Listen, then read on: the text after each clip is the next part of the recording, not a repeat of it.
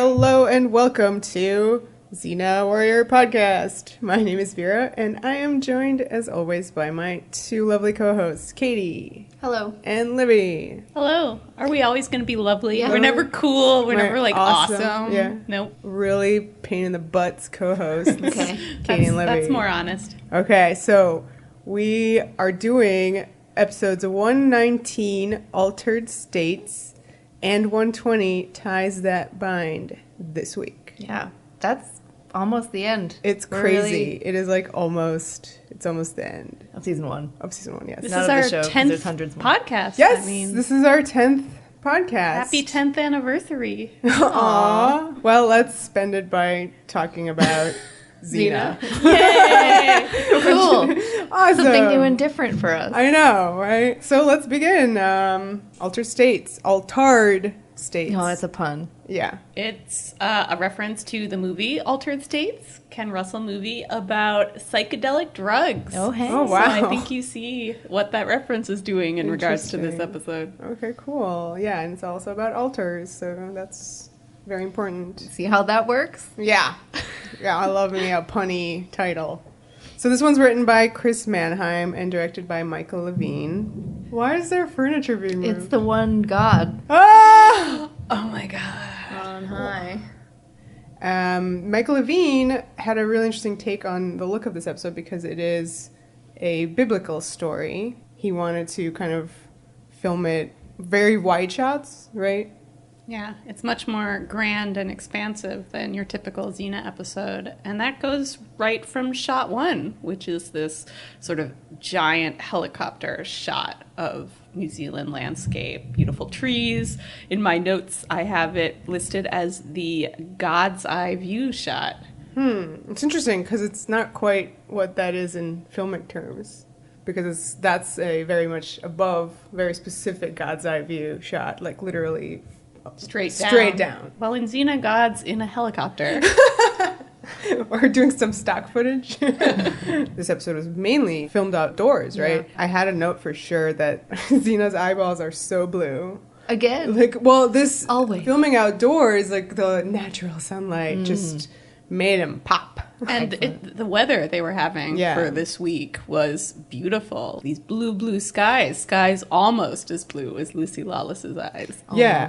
Well, actually, it's really important because then you have this beautiful weather juxtaposed with, the thunderous sounds of the one true God. Right, and which whatnot. feels very surreal. to Yeah, us. because you're like, Yeah. oh my God, yeah, it's not a storm, but what is it? It's a guy with a metal sheet. Yes. Yeah, it's definitely the most spectacular I think they've had New Zealand's look Yes. up to this point. I would even call New Zealand maybe a supporting player, the best supporting player of the episode. It is doing a lot of work here.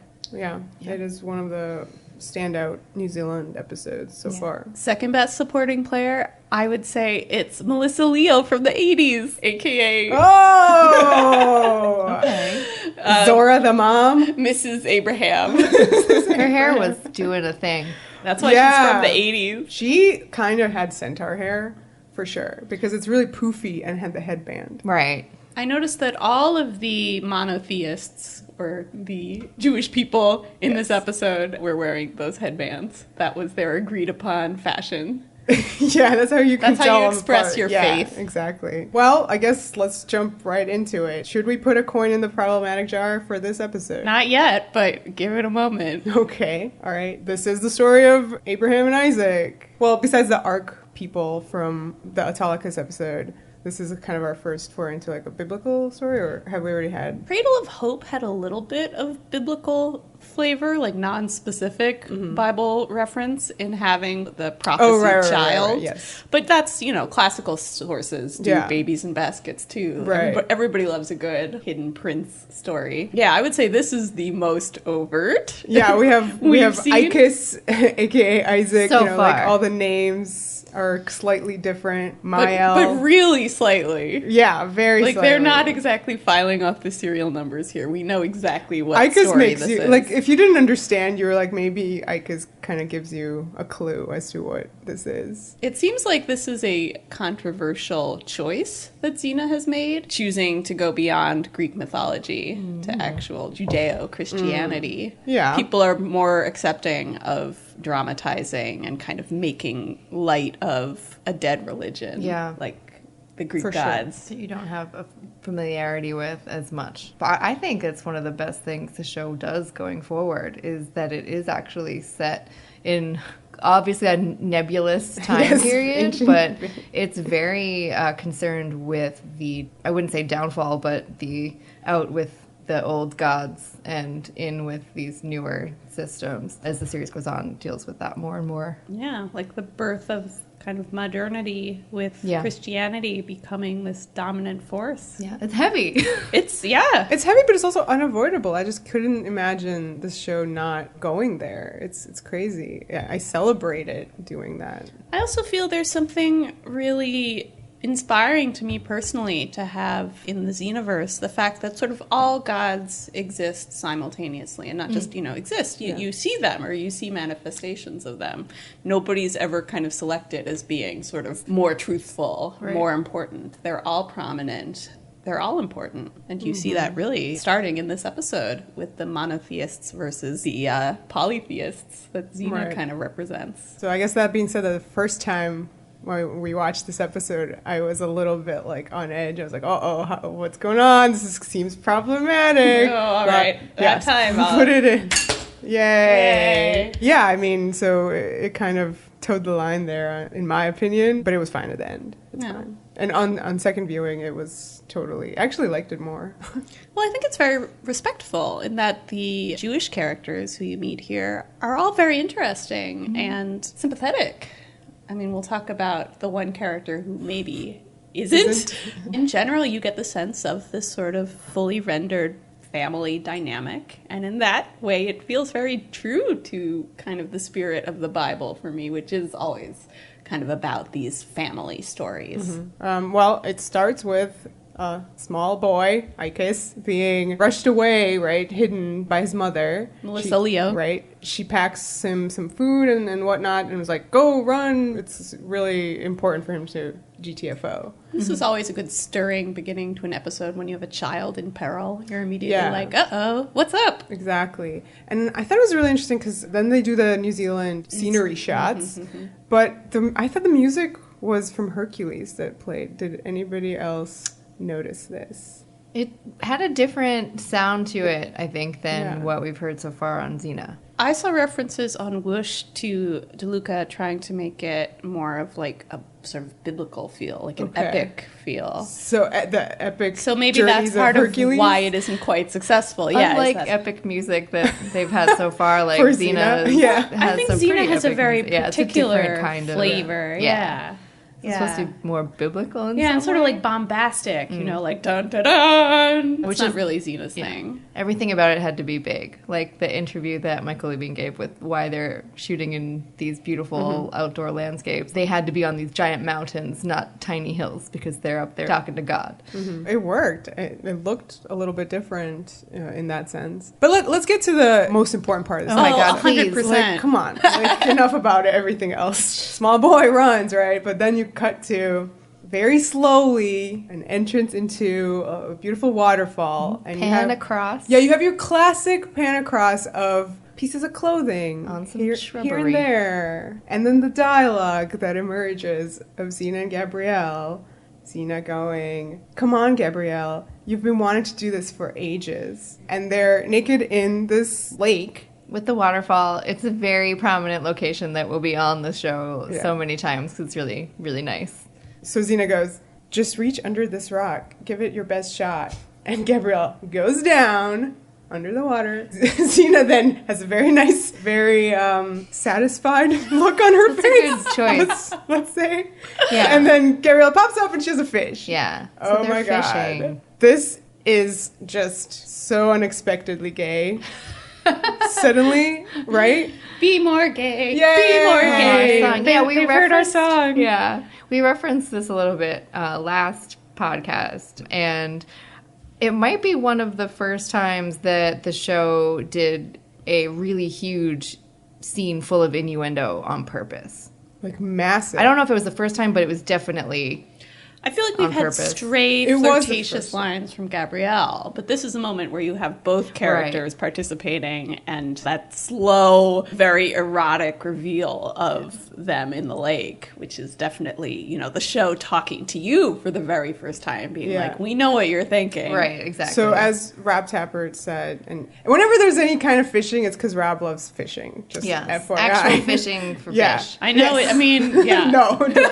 Okay, so Rob goes, it was really only in this episode that we visually pushed the boundaries and planted the seed that Gabrielle was hot for Xena. All right. Which I loved that description. I mean, I love it, but it seems more, you know, goes two ways here. If you take this dialogue as it implies, this is Xena instructing Gabrielle in the art of pleasuring a woman. Okay. You got me there. On a literal sense, though, did she like put a fish under a rock? Like what? Yeah, I was gonna ask, like, what is under a rock? I've never heard that as a euphemism. Like, what? Anyway, it's so good. What a great scene. When you guys were watching it for the first time, I mean, I did not ever remember that this was something that happens in season 1. We were just like, holy shit, this is season 1. Right. I think at the time I saw it, I compared it to the X-Files, where we had a similar experience. We thought that kind of the flirtation between Mulder and Scully, you know, was something that didn't really start happening until later in the series when people kind of started clamoring for that. But actually, if you watch season 1 of the X-Files, they're at their most kind of overtly flirtatious. It seems Xena was kind of doing the same thing. Start off on the right foot. Yeah. Tell people how they're supposed to be reading this relationship. Yeah. And then it's almost like they're handing you the key code for, like, this is how to interpret all the subtext going forward. Thank you. Glad we're on the same page now. It's amazing. I applaud them for doing this scene. It was wonderful. Kind of moving beyond that. Yeah, Gabrielle can Can we fish. ever really No. move We beyond? cannot. I mean, it's forever there, you know. We're done now. To be perfectly honest, the next part of the scene, I also mark it as one of the most memorable moments on Xena, which is that little Icarus comes running and he's being chased by these dudes and he decides he's going to hide in the water. So he goes in the water and the guys come and they see his pack and he can't hold his breath, so he has to pop up and the guys grab him. But the lake is still, and we don't see the two naked ladies who have been there before. Right. And suddenly out comes the image of Xena, like, emerging from the lake, naked. Dun, dun, dun, dun, boom, boom, boom, boom, boom, boom. Okay. What? She's a monolith.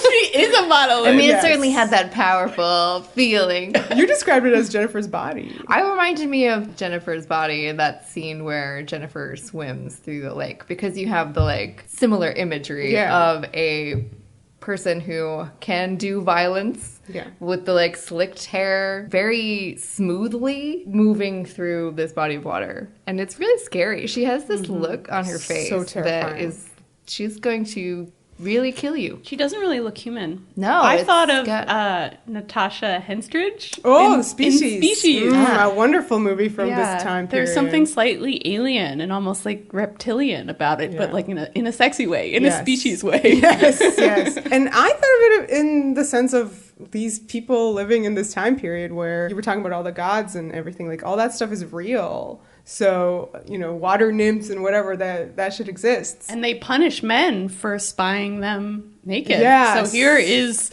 Xena kind of punishing all these men. Yeah, for but like seeing I'm her. just putting myself into the mindset of these guys who just run up and, you know, they grab the boy and just out comes this sight. It's just pure terror. Terrifying, it's honestly naked pure terror. woman. Yeah. And thinking about it from Icus's perspective, that, like, his innocence is gone. He was staring big time. It's also a magnificent distraction tactic. Yeah, and then that's kind of the point of it. And I referenced as well the sequel to 300, where Ava Green has a sort of fight scene topless, and it's just like the power of the female body in that sense. But she's not quite naked. She quickly puts on her little leather situation. It's so cute. You see her like adjusting her strap. The last final, like, Yeah, put the sweet strap little on. detail. Yeah, but she changes her clothes at the speed of Captain Marvel, whose one of her powers is to just change her clothes like I'd love 2 that seconds. power. Yeah, and she fights the guys with a string of fish because they've been fishing, guys. That's all they've been doing. So That's very Monty Python. That's true. So in the And the DNA music of this show. is this sort of like screwball. Do, Yeah. do, do, do, Yeah. do, do, do, do. Yeah, fish Yeah. slapping. It is Monty Python. But it's very It's not like effective. Monty Python. It is. She takes out all those guys Yeah. with the fish, which Whoosh said was, if you look at it again through the biblical lens, the fish is associated with Christ. She's knocking out all these Jews. Oh, Jesus. No. Jesus I feel fish. like that's a stretch. Rob just likes fishing. Can we talk about Xena's line when she has to kind of scold this gang for coming after Icus? And she says, how can you pursue a defenseless boy? Call this my maternal instinct. Oh boy. But I disapprove. That felt to me like a very weighted line. But not We'll say no more. intentional. But Icus has a Unintentional particular weighted look and Yeah. feel that if you are familiar with the rest of the show, it reminds you of someone. Let's talk about Icus's other family members, his brother and his father, who Xena meets. His father is Antius, who's tormented by visions, urging him to sacrifice Icus. And then his brother, Mael, who is played by Karl Urban. Hey. Hey, Carl's first appearance in Yes. Xena, and it won't be the last. No. His face is so round and babyish. It's really cute. So we meet Mael, who clearly is a bit of an instigator in this family unit. He picked the fight with Xena. He immediately takes issue with her and calls her unnatural, an abomination, and all of these rather insulting things. We just spent a whole bunch of time comparing that one shot of her to Species and a succubus. Is that bad? I mean, you're right. Maybe what we're seeing there is Mael's point of view, which is this is not natural. This is a monster. I a think woman with the strength of 10 men. to me, it's really rare to have a character in Xena kind of call Xena out as being something kind of incorrect. A lot of people generally just, accept Xena as being a great warrior. There's no real mention of women aren't supposed to do what you do. The guy from Warrior Princess, who called That's her true. woman. Right, in the air She quotes. is unnatural, Yeah. to what his opinion of femininity is. And I thought, I was getting these vibes from this guy who clearly a traditional, biblical idea of femininity. He has this intense line about being honor bound to spread their religion in the most aggressive way we can because they know it's the right religion. This is actually a really interesting debate between the father and son about, the correct way of practicing their religion and how do you keep it alive. The father, has this line about the path of peace, and the son says, yes, well, how else to spread that path of peace if not being aggressive in converting people to it? Yeah. So I think that's a really important division and one that you'll continue to see operating in Xena. Oh, can we talk about the moment when Xena finds out about the one god and her reaction is very, very delightful. Yeah. She asks in this sort of kind of enthusiastic way, as if she's a nerd about gods. She's like, oh, which god? Ares? Zeus? Let's talk about which god you guys like best. My favorite god is Zeus. My least favorite god is Ares. Makes sense. This is the first time she's sort of confronted with monotheism. Apparently, even though... Yeah. In the previous episode, she was friends with a bunch of clearly, Jews. Hebrew tribe people who had the Ark of the Covenant. They didn't mention it to her. They were just helping. Yeah. It didn't come up. didn't try Unlike to- Mael, they weren't aggressive about sharing the tenets of their religion with other people. They had to protect this ark, so it was they didn't want more people there. Now, the next really important thing is that Gabrielle is hungry. She's always hungry. Yeah. Oh, she and Icus are in this cave that Xena is familiar with because it's where she would take her wounded men. Right. Which I thought was a nice detail to have Xena's warlord past actually used in a helpful way, that she would take care of her wounded men. I like seeing this evidence of Xena as being kind of, a more complicated figure in her warlord past. But Gabrielle is hungry, and Icus offers her some of his food that his mom packed for him. Which He is, has like an entire grocery store in his little bag, apparently. He has like 3 different kinds of fruit and some cheese and some bread. But Gabrielle wants the bread. She goes, nut bread. Can we talk about how funny it is that this is called nut bread? And then she goes, yum. Sorry. It was so cute. It was like the cutest yum of all time. I made note of it because it was adorable. Yeah, it's just nut bread, yeah. Nut bread. Yeah, and then, as always, the funniest part is that she just eats the whole fucking thing and does not share at all. Nutty good. bread. I love it, though, because, this goes back to our favorite saying about Gabrielle, that she loves sleeping, money, and food. So it's in character. It's Yeah. completely in character to the point where she can't even share it with a boy. He didn't want any. She tried. I know. In her favor, she did try. For like 2 seconds. No, you don't want any? Okay, Okay, fine. More for me! So then she dies of crazy bread. The end. Yeah. There's a really funny cut here to Zora holding up a plate of the nut bread, like to Hestia, the Yes. goddess of families. Also, the cut to it is like this wipe up.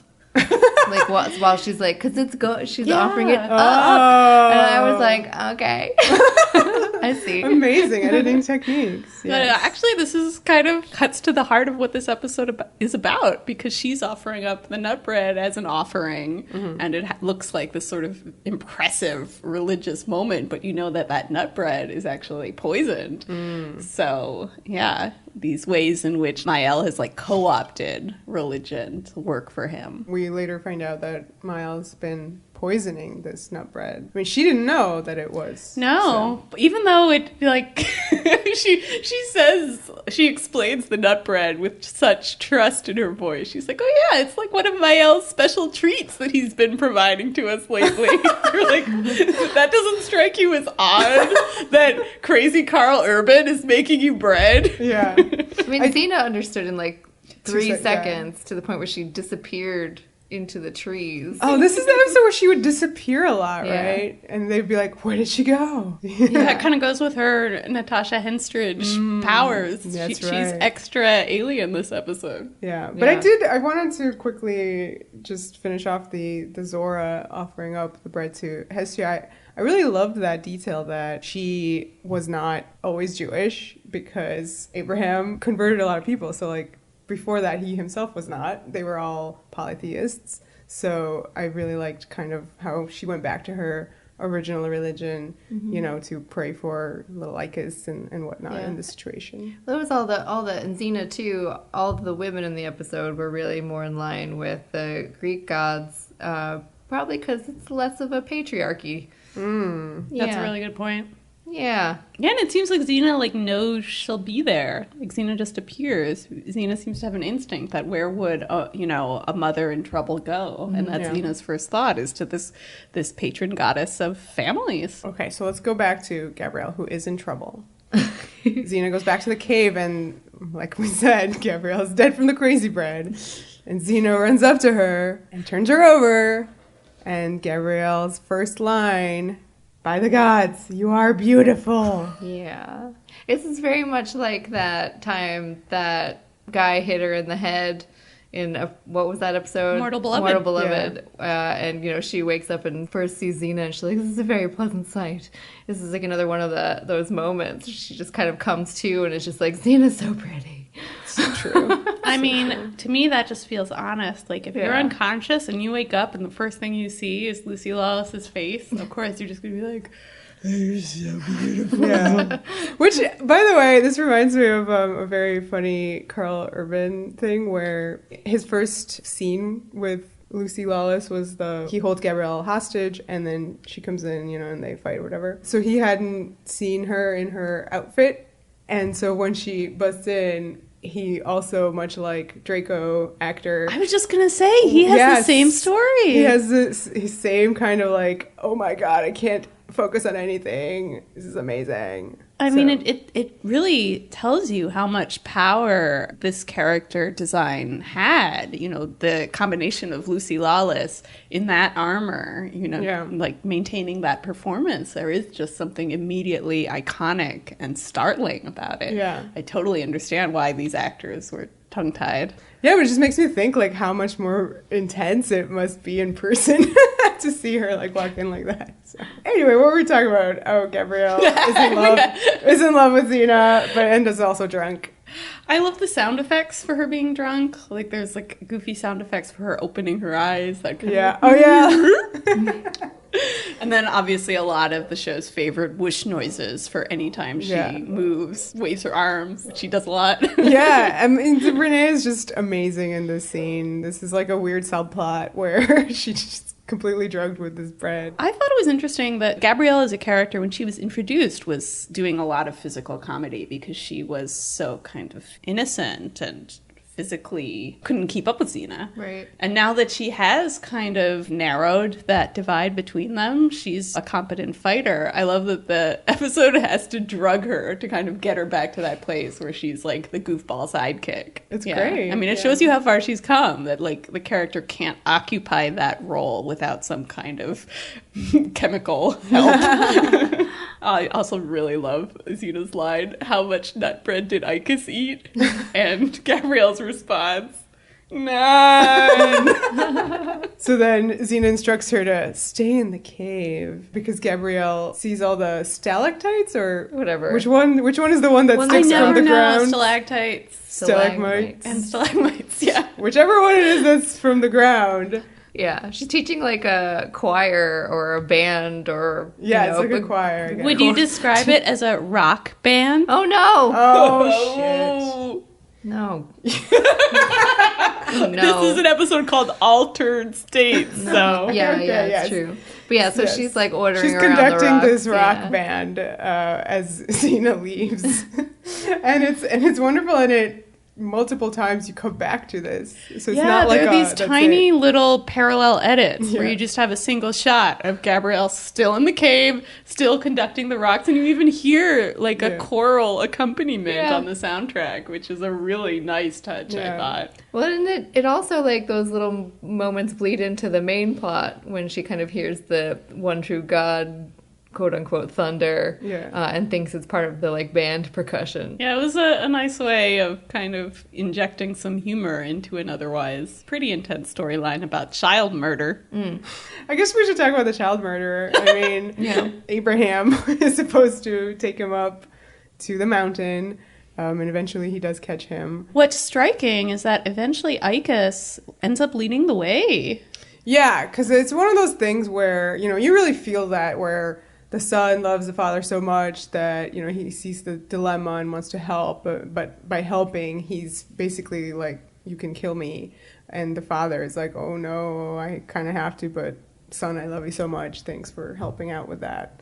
So it is really, you feel that. That in the this love relationship. of parent and child is already outweighing the loyalty to the god. Before that, there was a little line about how Mael, he's the oldest son, but the next person to lead is technically Icus. So already we should be suspicious about this. Right. Icus is so good, so pure. Mael is clearly resentful. Well, of it's that also really relationship. weird that when else has a younger son been, becomes the heir? Jacob and Esau, but they haven't happened yet. They have not. Later. Well, that's really sad then, because it's like continuous forever. Yeah, unfortunately, in in the this family. patriarchy, you always have boys competing against each other to be the boss. Even if they're brothers. So it turns out that Mael has been, quote unquote, faking. It's not quote unquote. He is faking. He's faking. Being, quote unquote, God. That's what I meant. Yeah, he's playing the part of the voice of God using a giant bullhorn. Talking thing? A loud talking Yeah, thing, exactly. as everybody refers to it, since I guess bullhorn hadn't been invented yet. Yeah. Or megaphone certainly hadn't. Have loud talking things been invented? Well, Mael invented it, Yeah. so it's too bad he didn't stick around. He could have gotten a patent. Yeah, so he's been kind of on this mountain in this very specific perch, thundering and screaming via this bullhorn instructions to, do this. So that Mael can inherit the role as leader of the tribe. For Right. Mael, power is more important than belief. So Gabrielle escapes the cave. She goes very intently to find Xena, and she knocks on the door of Zora's house. What's her line?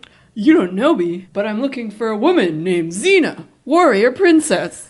Which is maybe the first time we've heard Gabrielle use that full title. Nice. Only in a drugged state does she do that, I guess.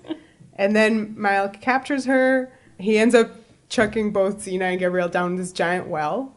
Ah, yes. Climb up my body, That's Xena orders specific Gabrielle. instruction. Go ahead, climb up my body. Yes. And That's as good as Under the Rock. it's amazing. It kind of reminds me of the ambiguously gay duo. It's true. This is very From SNL. ambiguously gay duo. There's just so many double entendres here. But the end, when they do climb up, there's a lot of distress because the log where their rope is going to break. You're like, oh no, they're going to die. This is one of like 2 rope tension sequences. Yeah. Yes, in this it's episode. true. Yeah. This is the old silent film tension. I felt like they really dragged it out in both cases. Yeah. I'm not sure if that was just like, we have too much time this episode and we need to fill it with some extra rope action. I think so because they also had a lot of the New Zealand imagery. While beautiful, when you have a lot of that, it's always kind of a sign that the episode ran short. And they're kind of dealing with such a famous biblical source that I wonder if they just felt like they couldn't get enough drama out of the story as it stood. You know how this is going to go. It's true. So then the final shot is Gabrielle climbing up over Xena to get out of the well, and it's very comic, and I loved the stunt work there by Lucy and Renee. Yeah. Also, like the shot of Lucy's hands coming up over the lip of the well made me think of Xena climbing out of like this giant hole in the temple in Prometheus. That's a very continuous image. Like that's going to be scattered throughout. Right, the that's series. our indomitable Xena who you can't keep down. Exactly. Image. Yeah. So there it is again. All the time. Yeah. I also enjoy how I think Renee genuinely hit Lucy in the face with her leg. Yeah, that's what I mean. Like it was a fun, like real stunt acting by both of them. She really did a lot of climbing over her face like that. It's great. Not a lot of vanity, which we appreciate. Yeah, we do love it. Okay, so now the final sequence in which Antaeus is bringing Icus to the altar. This is shot really spectacularly. This stuff is beautiful. Giant blue sky that almost just seems to be like forcing the 2 little human figures down into the earth. It's this really evocative imagery. And you took note of this shot where Antaeus is in the foreground praying, and then Icus is in the background, preparing the altar. And there's like a tree in the very there's far this back. beautiful, So it's spooky tree. It kind of reminded me of the tree in Gone with the Wind. I know what you mean, but they're very different trees. But this way where, you compose A single shot tree. with a single tree, which like the ring. Oh, I like it. That one's more appropriate. More child murder, so that works. That And works then better. in Gone with the Wind, she's making a promise to Yes. God. There's just Very something, epic. something Very very epic. epic and very sort of primal about that image of a tree, just sort of reaching up to heaven. So Antaeus cannot do the child murders. And it's constantly intercut with Mael, like, really trying to get him to do it. Yeah. You love Icus more than me. Yeah, exactly, which is Yeah, God is suddenly like becoming this petulant teenager, being like, "You didn't let me go to the dance that one time." Okay, well, this tense sequence of potential child murder is intercut with Xena and Gabrielle going after Mael. Gabrielle is going for the bullhorn / loud talking thing, which Mael has tossed into some trees. Yeah. Xena, meanwhile, is going for Mael himself, who for some reason is standing at one end of a rope bridge. It's like a ravine. It Why? always happens on this show. There's always some kind of crazy rope bridge situation over this really intense, like very far away bottom river. It's the Galaxy Quest thing. Yes. Why is this here? The writer Exactly. put it. This rope bridge is one tightrope and then 2 handle ropes. And Which is this most horrifying kind of rope It's really bridge. scary. yeah, it's really hardly a bridge even. And Mael, as Xena goes on it, would cheekily like cuts one handle Yeah. rope and then the other, and then she's like tightrope walking across. Oh And he my just God. stands there watching for about Yeah. 5 minutes. He may as well be like popping into his mouth some popcorn, standing there watching, the picture of confidence, which you're just like, buddy, you are so gonna die. Way to underestimate. He does cut it, but then weirdly like ends up kind of falling himself. Well, no, Xena like flips Of course she whatever, flips. and she ends up grabbing him, right? Yeah. Or well, no, she doesn't grab him. He could reach out to her, right? Yeah, but I mean, he cuts the tightrope, then she does the flip, and Yeah. in the process, he somehow I manages think to it's some fall. kind of like seesaw situation. Okay. Because Okay. she goes up, he Confusing. goes down. Yeah. Okay. But he grabs, the end of it. Okay. And she is like, take my hand, because she can totally save him. It's totally fine. Right. And he just lets go. Because he feels that's God's will, which was a strange declaration to make. Yes, especially because his entire point of this episode was to get his brother out of the way so he would be leader of this tribe. And it's just, he really, at this point kind of, let's say he thinks he's going to get what he wants because this sacrifice is going to happen. And then he just like decides to, never mind. Which like, would leave his parents childless. Yeah. And it would be the end of his people.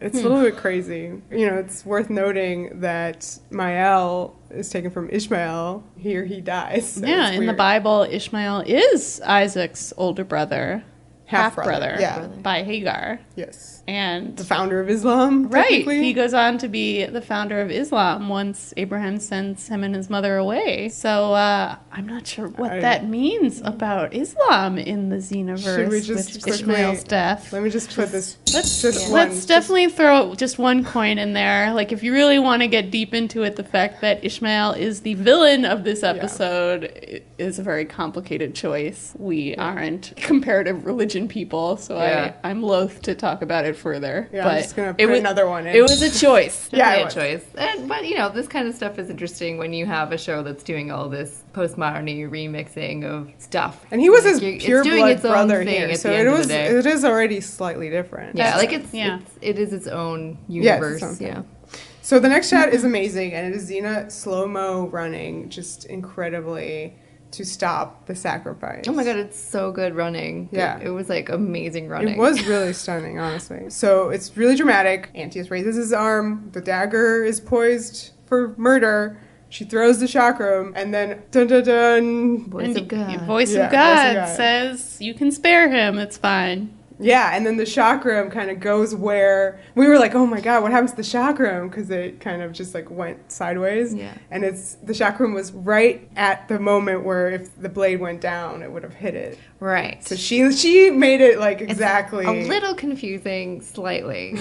But at the end of the day, Xena did not miss. Yeah, she did not miss. Like, it wasn't just a lucky accident. Yeah, and then the one true God didn't like move the chakram, which is what I thought happened. It was Antius's choice. Yeah, in it was the fact that moment the dagger did not go down, so Yes. the chakram did not have to hit anything. Yeah. Yeah. Xena operated under the assumption that the sacrifice was going to happen. She didn't count on the idea that, Yeah. an act of God would happen that would allow father to spare a son. Yeah. And later she thinks it was just Gabrielle who found the loud talking thing, but it was not. It was not. Dun, dun, dun. Yeah, And they are ridiculously cute at the end of Yeah, this they're episode. very ridiculous. Yeah, very giggly. Clearly, it's like that kind of high you get after a really tense situation. They're both just sort of like, hey, everything's fine now. It's just very flirty. They're just, like hitting each other. Yeah, That's right, like, Xena threatens her in a cute way with the pinch. It's very flirty. Yeah. Did you want to talk about how Lucy had Oh, well, physical issues? Michael Levine, the director, had said that Lucy Lawless's mood in this scene was based on her, like, having just come back from 5 days of being hurt. So it was just back on set being happy, and that's why this scene is so playful, which is interesting. But Lucy herself is like, oh shit, she had trouble walking in that part and couldn't say her lines. Oh, no. And then, so that's not right, so then. yeah, so like the mood was like her kind of, at the end of the day, kind of being like, okay, got the lines, like, pew, relieved. And she literally says, like, it was more Lucy than Xena at that point. I can see that. I can absolutely see that. Absolutely. But it's also, I mean, maybe a little taster of the way in which Lucy does end up seeping into the character of Xena over time. You see more of these sort of, this looseness, this like... Looseness.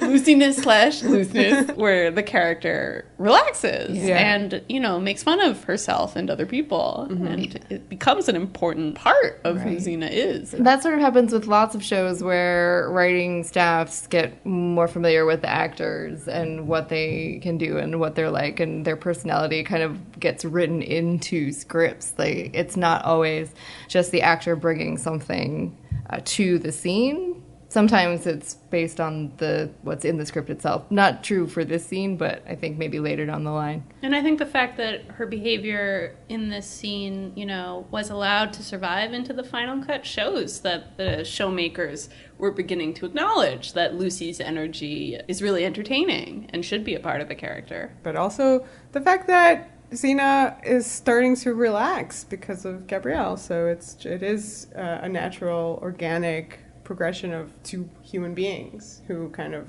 evolve with each other. You've also seen so much of like goofy Gabs this episode that it's kind of nice to see Xena having a moment like that in return. And they saved a small boy, so yay. And the Jews are like, thanks, Xena. They like wave in the distance, and it's really funny because their oldest child just died, but they seem really happy about everything. Right. So all right, family. Oh, and I wanted to make the brief point that Mael's sacrifice may be, the sacrifice of the lamb, or is it the ram?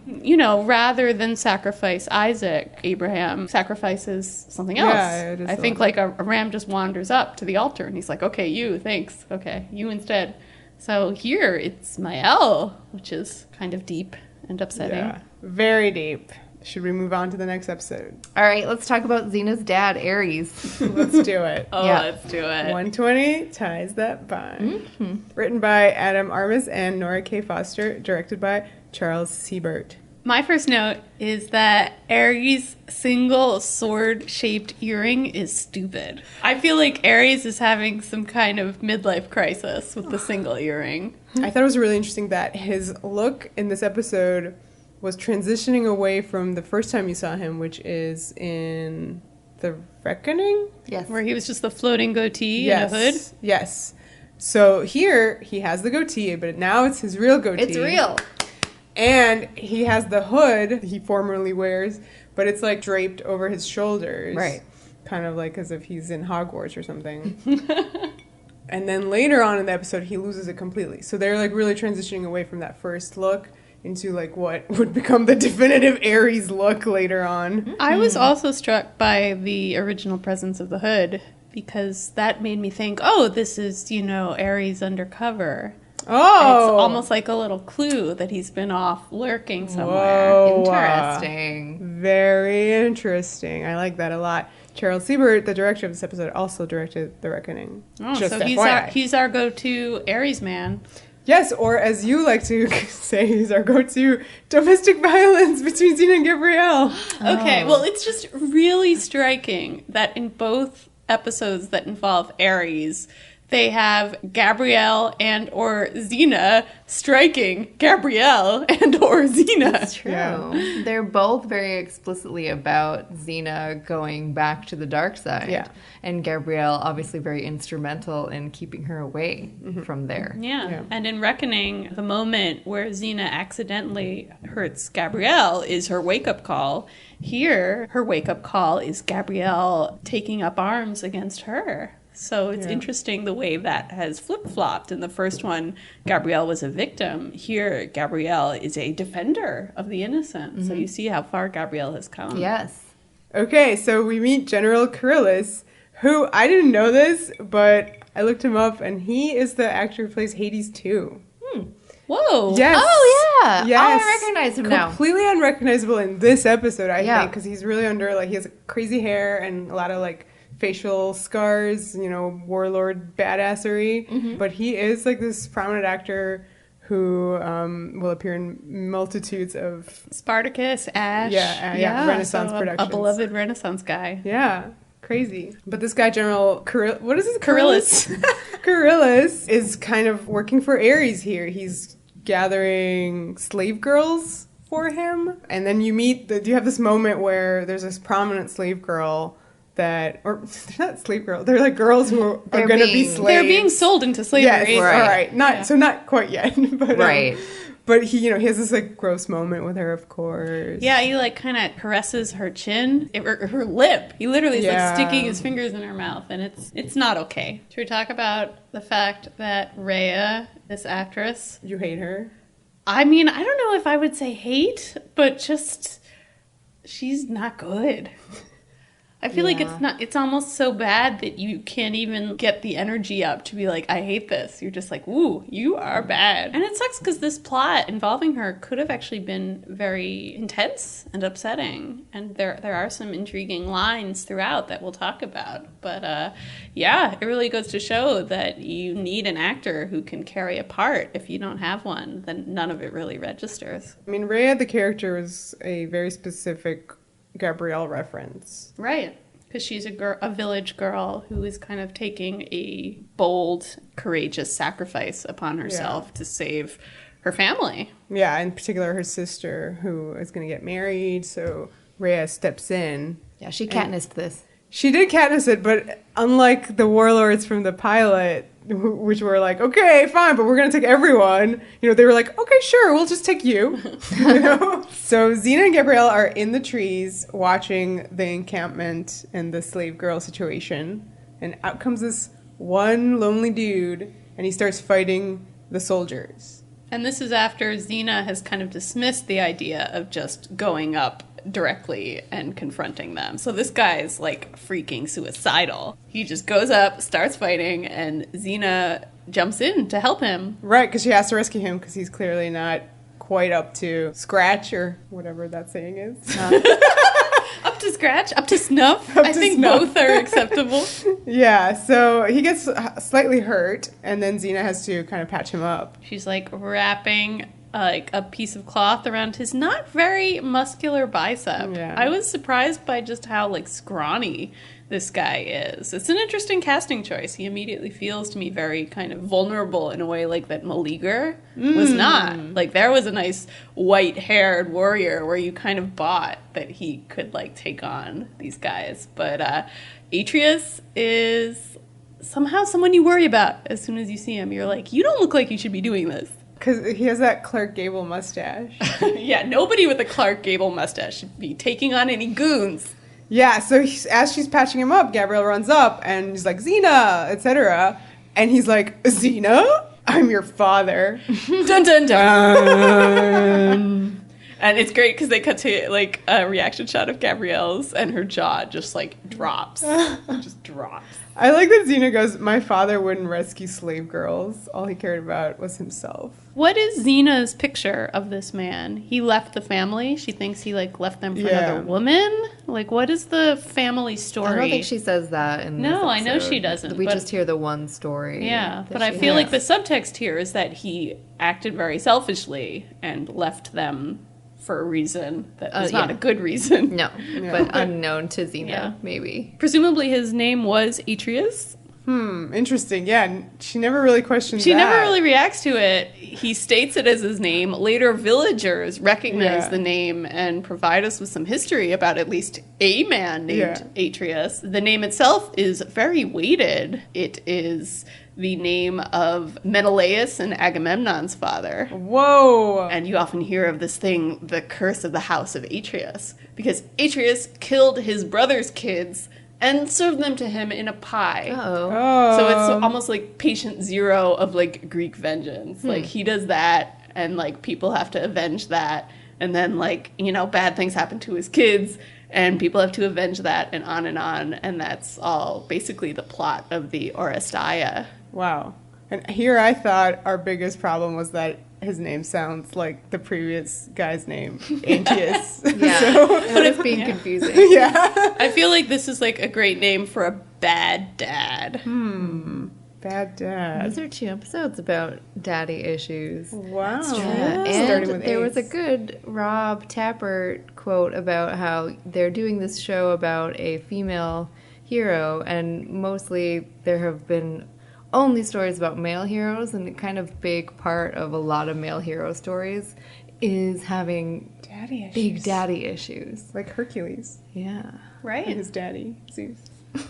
Wow, that's great. Yeah, no, I yeah. love this. Yes. Xena's whole reaction to Atreus revealing himself as her father is so fascinating because she is just like so deeply uncomfortable. Yeah, and immediately like dismisses it, and because Gabrielle's like, "Is he really your father?" She's like, "Give me a break," like literally. But like, it's also like a little, like, you know, the lady doth protest too much. well, not yet. I feel like at You first, think? for real, she's like, "That's stupid." That's true. She blames it on a concussion at first, which is like the weirdest. Who has ever like had a concussion and woken up and been like, that lady over there, I'm her dad. So we have this introduction of some very happy little butterflies, and then this super duper dart just kills it. And a guy is introduced as like the wielder of this blow dart. His name is Blow dart guy. Blow dart guy. Yes, that's what's right in the script. But it's funny because he gets this really big, significant feeling introduction scene. Like, Carillus comes over to, like, massage his face and be like,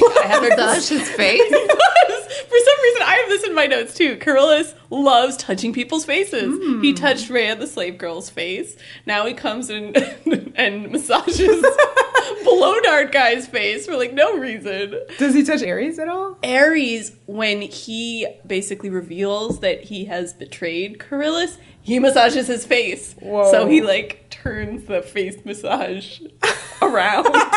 Maybe he learned the face massage from Ares. Maybe. So there. That's their special thing. That's the special thing. But anyway, like, what's funny about this moment with Blow Dart Guy is he's granted this grave mission to kill Xena, Yeah. and you're like, whoa, what's gonna happen there? This guy seems really important. And then the next scene he's in, Xena just catches the dart, then goes up to him and blows the dart right back in his face, and he dies. So he's sort of set up to be this, like, important, scary figure, and is dispatched really quickly. She does have a really hilarious kind of like catching the dart and blowing it back into his face, and he kind of chokes on it. But I mean, it was Atreus who sort of killed him, and it was super dramatic. Because remember, That's true. It was that Gabrielle saw this happen and was like, "Holy shit, he was surrendering. Xena's dad just killed him. Oh no!" Or like this guy. It's funny to me because there's this sustained plot thread through the episode that, you know, in order to prove himself as Xena's dad, Atreus somehow has to prove that he's, like, a good guy. Mm-hmm. So, like, when he steals the horses, it's like, oh no, well, he's a horse thief. Clearly, he's not my father. Xena's dad, yeah. But then Xena, like, does some investigating and ascertains that really the horse was owed to him. So Yeah. he was within his rights to take that horse. Well, that corroborated his story. So then she's like, "Well, he's telling the truth Yeah, about everything." He's an He's my He's dad. an honest guy. Yeah.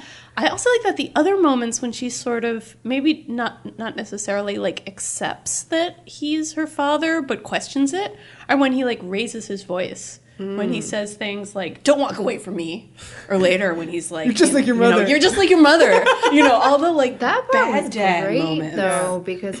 Or is this the same scene? That is the where same scene. Yeah. What did he referred to... He called her stubborn, and then Xena says strong. I loved that That was part. amazing. Cyrene, man. Shout out. Yeah, I feel like once they start bonding over Cyrene, that's the moment when Xena fully accepts that this guy is who he claims to be. Somehow, because he has the right read on Cyrene, she's like, this guy really knew my mom, which must mean he's my dad. And then he knew her song that she was humming. Yes, let's talk about that. Yeah. Well, I want to talk about the scene where she's humming it more specifically, Let's because do it it. was incredible, I thought. Like, it was one of the most gorgeous kind of standout moments for the episode for me, which just starts with, you know, Xena's humming and she's sitting on this hilltop. I believe Argo's like next to her. Mm-hmm. So she's just kind of sitting there and overlooking the bathing slave girls. They're no longer slave girls. Whatever, they're We've slave girls. established Okay. that they didn't even get that far. They were just That's true, girls they're that were just girls. kidnapped, and then now they're fine. Yes, exactly. So they're bathing and it's just, I don't know, she looks like some kind of Renaissance painting. Yeah, you know? like a pastoral scene. Yeah, she's looking over her herd. And like bathers, that's a very popular Yeah. painting subject. And she's just sitting there watching them, humming her nice song. She's really into it. Like, she's totally okay with it and chill. And then Gabrielle comes up and she's like, "Are they done yet?" She can't look like she's enjoying those bathing girls too much. The funny thing about this to me is that the song to me sounded very familiar. Yes, and I went back and it's the funeral dirge. It's the one she knows. So she's humming this really upsetting song that she sang for Marcus's funeral. Do you think she's like mourning her dad, like the memory of her dad? What is this choice? I mean, it's probably the only song Xena knows. But I'm gonna fan in the fact that this is some kind of old amphipolis tradition song, and that she's saying it, you know, like for Marcus, some kind of like familial, like very specific tune. That's why it comes back here. Yeah, I mean, at a funeral, you say goodbye to someone. I can see how, you know, talking about an absent father would be like a similar emotion.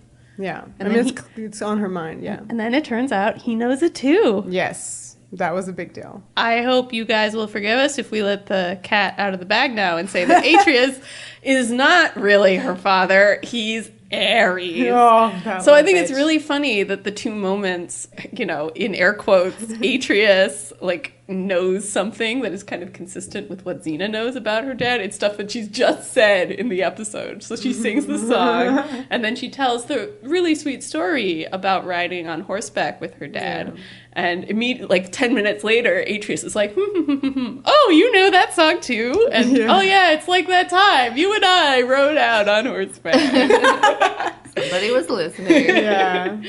It's weird that I spent this whole episode just being like, what's going to happen? Because I didn't quite connect that, you know, or suspect even that this guy was connected to Ares, because we've seen Ares himself in this one. So I believe that this guy was like his own character. Structurally, I think this episode is really smart in that, it introduces Ares straight off. Mm-hmm. So you know he's somehow, you know, at work in this episode, but you're not necessarily questioning who Atreus is, because like Ares has been at work with Charillus. So you're like, well, that's what Ares is up to. It never occurs to you that Atreus and Ares are the same person, or at least it really didn't occur to me. So I think it's really clever storytelling. And then the thing I always do with like a plot like this is if you have someone who's like really important to one of our lead characters, like our favorite boyfriend of the week, floppy hair from Death in Chains, who is just like the perfect boyfriend ever, you're like, well, that guy has to die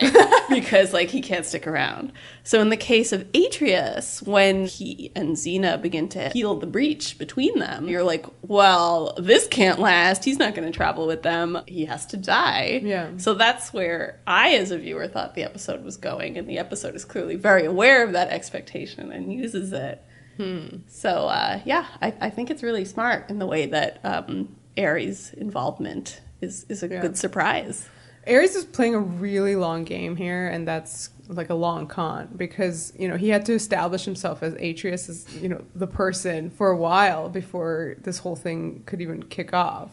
And then I also admire how he decides to get rid of Gabrielle, which is kind of come between her in a mental way, you know, like he messed with her head. He goes up to her and says, I don't want to come between you and Xena, which is a great way of coming between her and Xena. It's perfect, He makes Gabrielle feel like her very presence is somehow preventing Xena from bonding with her dad. She decides that she has to leave, so she's like, okay, I'm gonna take all these girls to where they're from, Lotion, the city. And she's legit, she leaves with them so that Atreus and Xena can bond properly. I gotta call out Renee's acting in that scene, which is very understated. You know, I always have a lot of respect for actors when the emotion they're playing is trying not to seem upset, trying not to cry. And I feel like you really feel that in Gabrielle in this moment. Like she's trying to just, you know, put on a brave face and do what she thinks right now is the right thing and leave Xena and not let Xena know that she's hurt. And she kind of confirms this by asking Rhea, who Katnissed her way into this whole situation, like, did you really have to do this? She's like, yeah, because, you know, my sister was getting married, so I couldn't really, like, be there anymore because it's either husband or sister, apparently. It's funny because when, like, that conversation started, I thought Lilla was the subtext. I was like, yeah, you left Lilla behind. I'm glad you still feel kind of rough about that. And then it turns out that, no, she's realizing that sometimes the right thing to do is leave your sister behind. Sisters that kiss. There's a great little scene between Ares and Charillus that's entirely shot in a mirror. Oh, okay. Because Ares loves her reflection. I'm sure Ares loves his reflection, but I also felt like that was a subtle hint that there's something going on again with kind of his identity. Like there are shenanigans. Yeah. His reflection is a little bit warped. He has this moment at the end where he sort of examines his face, which is sort of funny. Does he take note of his earring? He does not take note of his earring, but he really should, because it's such a inadvisable Harrison Ford midlife crisis thing. It's like, really that bad? It's just like an older man trying to look hip with the young people. What? Oh my god. I think at this point, though, it's a reference to maybe 80s hair bands. Kevin Smith does kind of have that vibe. He's got the big hair, he's got the leather. His hair's going to get bigger even. Yeah, so. And it's pretty big to start, so...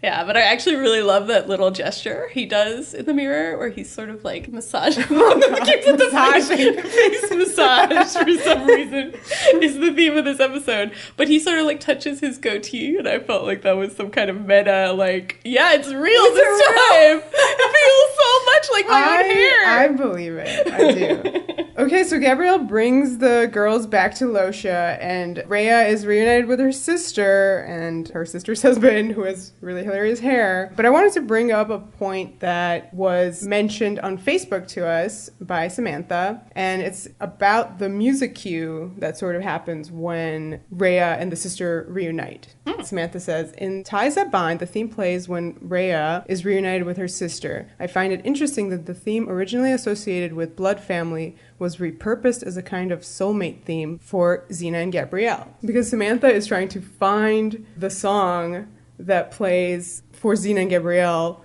in various episodes, like for instance in The Quest and at the end of Deja Vu All Over Again. If listeners out there know where in the soundtrack this could be found, let us know. But I do think that her point is really interesting, that the sisterly bond is repurposed for this love motif. Sisters who kiss. Yeah, exactly. But yeah, you do feel like these themes of female closeness and self-sacrifice, these are things that are true of Gabrielle and Xena, even though they aren't blood sisters. That's what makes their relationship so special, which is actually the moral of this episode that we're talking about.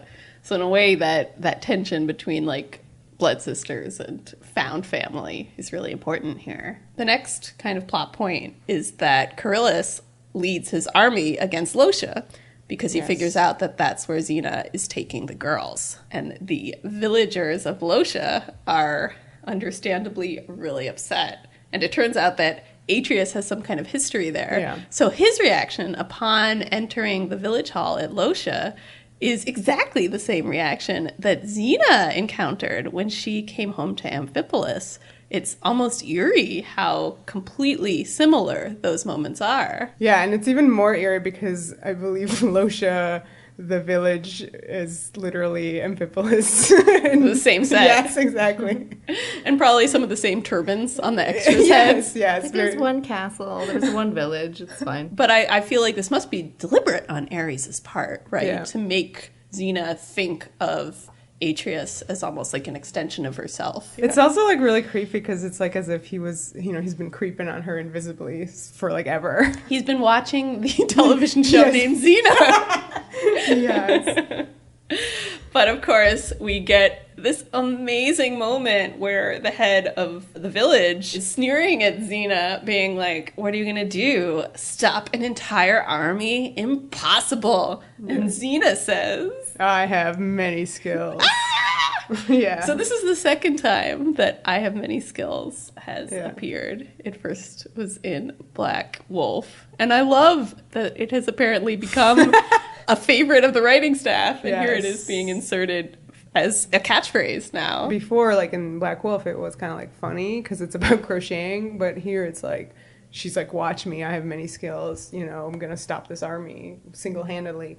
And we sort of see her do that many times, well, at least 2 times on the show. Xena versus army. Yeah, an entire army. Yeah. And it's shot really beautifully. It's like a giant close-up of her face, and her eyes are just a death stare. She's kind of angling her chin down, so it's just screen full of eyes. They have never looked so big and so blue. It reminds me of that thing that Karl Urban said when he was saw her in her costume for the first time. He called it her Clint Eastwood stare.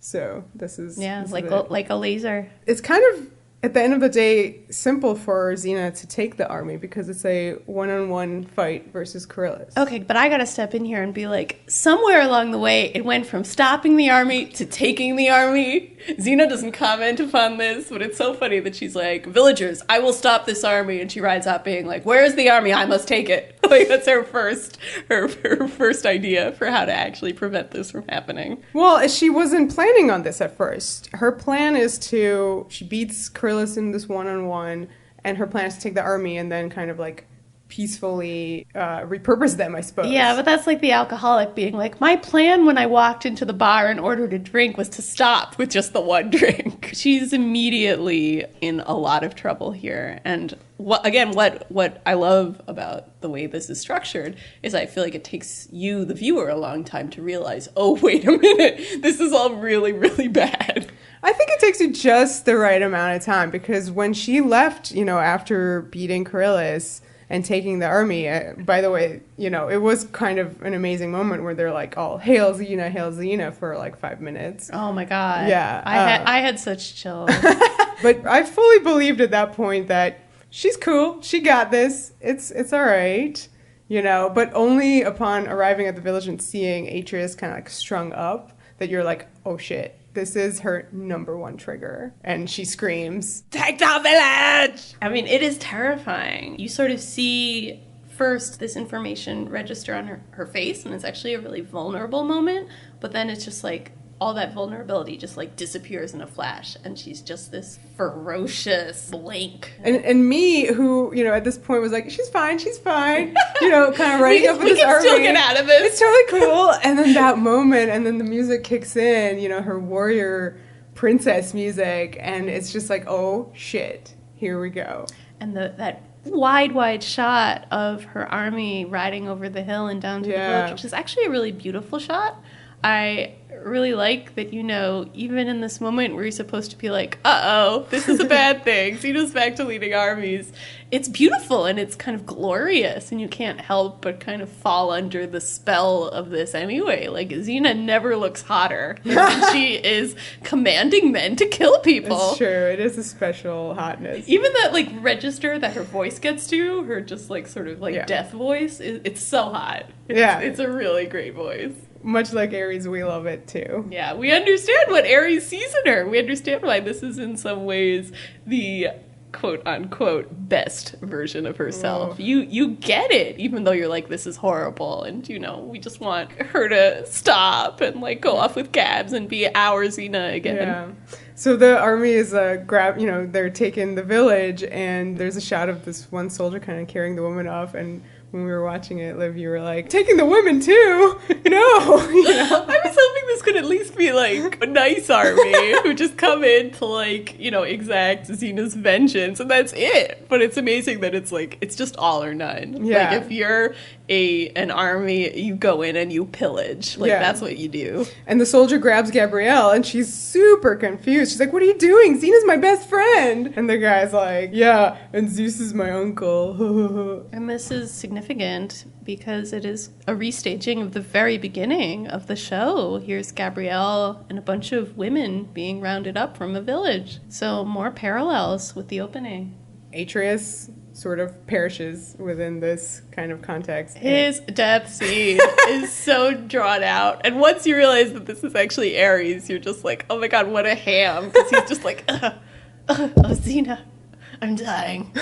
Still dying, Xena. Feel bad for me. Oh. Yeah, he makes that noise, literally. Yeah. And, Xena, with her strength of 10 men, carries him. Yes, it's obvious that Lucy Lawless is not actually carrying Atreus, but it is quite a striking image. Kind of a reverse Pieta, the daughter carrying her father. Yeah, and she's like, kill them all. Like, this is legit. And again, in the death voice. Yes. Yeah, you just not how I just acted it out. You feel it up and down your spine. And that really is the point of no return you feel for Xena. Take the village. Maybe she could wise up, but kill them all. Yeah, that's it. That's full warlord hotness. Yeah, so that's what Ares wants right there. But there's a wild card here in the mix, which is Gabrielle.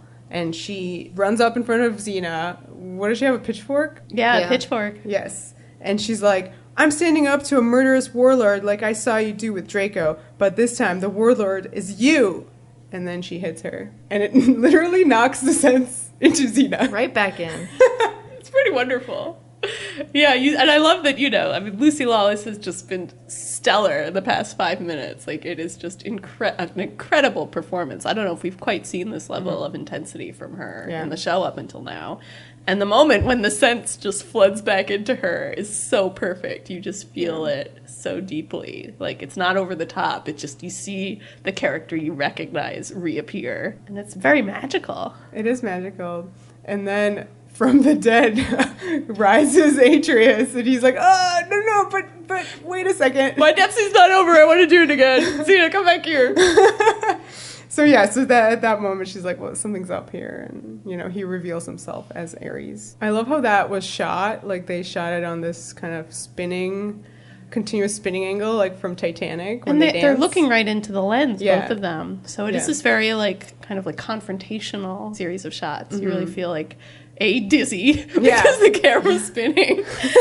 And that this is the moment you've been waiting for all episode. You feel like you really feel the force of those two characters looking at each other. Yeah. But I really liked how, Ares was spinning around her saying dialogue nonstop, and she's just kind of listening and taking it in, defensive moves from her in that way. And you see how hurt she is. He really hurt her via this father ploy. He gave her a feel, and she was not happy about it. Yeah, and it turned out to be a fake feel, or a feel under fake circumstances. Yeah. And that's really unfair. Poor Xena. She doesn't express feelings very often, so the fact that she has opened up to Ares in the guise of Atreus, it's such a betrayal. He does something that I found, I don't know, vicious and also a little arousing, which is he grabs her by the hair.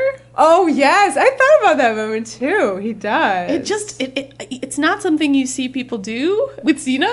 It just was really upsetting. Well, because he beats her up a little bit. Yeah. But, not enough to actually, threaten her. Just enough to make you go, oh, I don't like seeing Xena in this position. Yeah. It very much feels like I'm dominant and you're submissive. And, well, that's kind of how the spinning scene also went, where you felt his dominance. He was leading the spin, But she does an awesome thing here, which is she kind of turns it back around on him, because she's like, all right, clearly you're stronger than I am, so go ahead, kill me. And by saying that, she calls his bluff. He throws a sword at her, and it just stops hovering at her neck, which reminded me of the sword of Damocles, the sword that just hovers over but never falls. And I feel like that's their relationship. He's always this thing looming over her and kind of wanting to kill her, but also wanting something else from her, and sort of trapped in this sort of standoff. Maybe that's what his earring is. Oh my gosh. That's legit. It is. It's that mini sword of Damocles just dangling always. And then he disapparates, and his voice goes, until next time, Xena. Because he wasn't ridiculous enough. Next time. Next time. Yeah. I wanted to sort of mention one moment that we didn't talk about, which is when she takes the army from Coryllis. There's a moment where she kind of does a final punch to him. When she lifts her head up, all her hair is all over her face. And you can see that it's Lucy Lawless trying to blow it out, but then has to use her hand, and she removes it, and she's like, anybody got any questions? Yeah. Very David S. Pumpkins of her. Oh my God. Yes, I was going to say, I love when you could see a blooper, but they use it, a real moment. Yeah, it just adds something, I think, to it. Yeah, it's cute. Yeah, she's in control, in that moment. But, to the point where even these little stray things, she's like, I can make it part of it. Yeah, when actors try to hold on to the last straw. I got this. So, what did we think of these two episodes? Well, we have to talk about the final beat first. Oh, gosh. Which is Gabrielle and Xena. Our friendship binds us closer than blood ever could. And it's very sweet. I mean, basically, Gabrielle took the initiative to go away, thinking somehow that blood connection between Xena and Atreus was stronger than anything she and Xena had. But what happened after that proved that was incorrect. Gabrielle was so necessary to Xena in that moment. If Gabrielle had not been there, who knows what would have happened. Do you think that also her entire arc within this episode with that, girl Rhea, and the talk of Rhea and her sister also kind of reaffirmed to Gabrielle that, yep, Xena's more important than my sister Lila? Oh, yeah. Gabrielle's family is dropped. Well, Lila's doing fine by herself. Yeah. Whereas Xena, without Gabrielle, I think would just be a time bomb. Yeah. She's always her tether, as these two episodes, well, this episode and The Reckoning. Yeah. Yes. Prove. Yeah, I do like that this episode and The Reckoning kind of talk to each other, which is always fun. Did we have anything else to say about it? Well, I would say if we're ranking Aries' plans, this I think is absolutely his best. It really almost worked. It's kind of interesting that in the course of these two episodes, Reckoning and Ties That Bind, he's kind of learning what makes Xena tick. And it progresses to the next one. Yeah. Yes. He figures out that the things that used to appeal to her about being a warlord no longer really hold much power for her. So in this episode, he picks something that does, which is family, which is, emotional connections. And he's so close to being right. But he kind of undersells Gabrielle. It doesn't occur to him that she will be loyal to Xena even after Xena has reverted to her old ways. What about Altered States? Anything to say about that one? Well, I think the one thing that connects these two episodes is that they both have a lot of great on-location shooting, which we've talked about. I do feel in general, looking at these two, you feel the production values are definitely going up. You see a lot more of just dynamic camera work and kind of using the visuals to tell the story rather than a lot of exposition. There was that quote from Rob about how he wanted to... Rob Tappert. I don't know if we need to clarify He's this just point. Rob now. He's just Rob.